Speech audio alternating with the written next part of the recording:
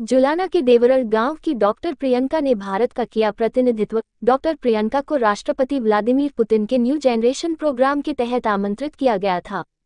रसिया में जाकर जुलाना की बेटी ने भारत के गौरव को बढ़ाया और द्विपक्षीय संबंधों, आर्थिक सहयोग और स्वास्थ्य सेवाओं की प्रगति पर चर्चा की।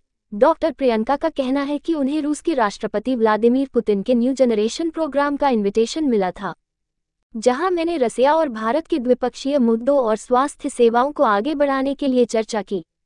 जितनी भी सारी कंट्री और यूथ है वो कैसे भारत के साथ स्वास्थ्य सेवाओं और संबंधों पर कैसे हिस्सा बन सकते हैं, इसको लेकर भी चर्चा हुई। अलग अलग मिनिस्ट्री के साथ भी चर्चा की।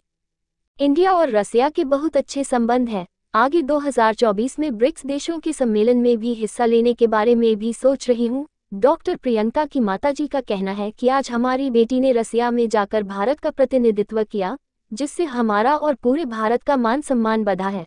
हमें अपनी बेटी पर बहुत गर्व है। ये हमारी बेटी नहीं, हमारा बेटा है। जब भी हमारी बेटी का विदेशों में प्रोग्राम होता, हम घर का सारा काम निपटा कर टीवी पर बेटी का प्रोग्राम देखते हैं। सभी माता पिता अपने बेटा बेटी को पढ़ने से ना रोके।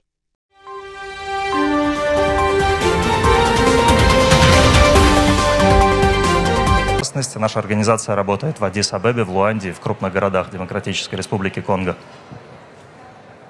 Пожалуйста, Приянка, мы просим вас представиться. So, please, Priyanka, will you? Спасибо большое. Всем привет, друзья. Меня зовут Приянка Чал, но я разговариваю чуть-чуть по-русски тоже. So, hello everyone. So currently, I'm a medical doctor and I'm also a youth development expert. So being here is such a pleasure and connecting with you all and having this opportunity. This is my first time in Russia and I'm very interested and I love Russian culture, kultura, мне нравится очень. And currently I'm working as an executive director in I40s Worldwide. It's a company where we build the initiative of the Sustainable Development Goals of United Nations, and we work on the women empowerment as well.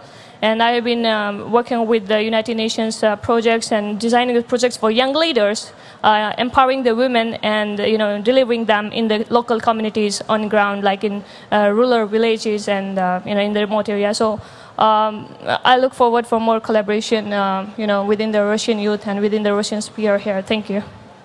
Спасибо большое. Меня зовут Приянка, я являюсь молодежным представителем при Организации Объединенных Наций.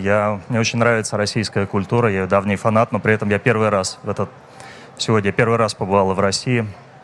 В Организации Объединенных Наций наша организация, исполнительным директором которой я являюсь, занимается вопросами усиления влияния женщин, предоставлением больших возможностей. Мы работаем в очень широкой географии. Мы, в частности, очень много работаем над тем, чтобы у женщин появлялось больше возможностей в удаленных регионах, в частности, в сельских регионах и так далее. И я с нетерпением жду результатов, которые принесет моя российская поездка. И, пожалуйста, наш единственный... हाजी माता जी, क्या कहना चाहोगे? आज आपकी बेटी विदेशों में जी अपना नाम कमा रही है, तो कैसा फील कर रहे हो आप? आज हमें बड़ी खुशी हो रही है कि हमारी बेटी इतनी दूर यानी रसिया जाकर अपना गांव का नाम और अपने पूरे भारत देश का नाम रोशन कर रही है। हमें अपनी बेटी पर बहुत गर्व है। सभी जितनी भी बधाइयाँ देते हैं वो सब ये बोलते हैं, भाई बेटी नहीं है तो एक बेटा है। तो अपने बच्चों को मेहनत करने के लिए हमेशा अच्छा रास्ता दिखाओ, मेहनत करेंगे। अगर मेहनत करते करते वो सफल नहीं हुए तो उनको अनुभव जरूर मिलेगा। ये देखो कितनी मेहनत, छोटा सा गांव है, इतने छोटे से गांव में मेहनत करके इतनी दूर तक पहुंची है ये। हमने इसको कभी नहीं रोका, मतलब जो इसके सपने थे वो पूरे हो गए। अभी तो कर रही है अपना काम, बहुत मेहनत कर रही है जी। तो आपका क्या सपना था जी परिवार का? क्या अपनी बेटी को क्या बनाना चाहते थे आप? हमारा सपना यही था शुरू से ही, एक डॉक्टरी लाइन में जाए, लेकिन ये एक डॉक्टर के साथ साथ जो अपना साथ में और सहयोग दे रही है देश के लिए, वो सबसे बड़ी बात है।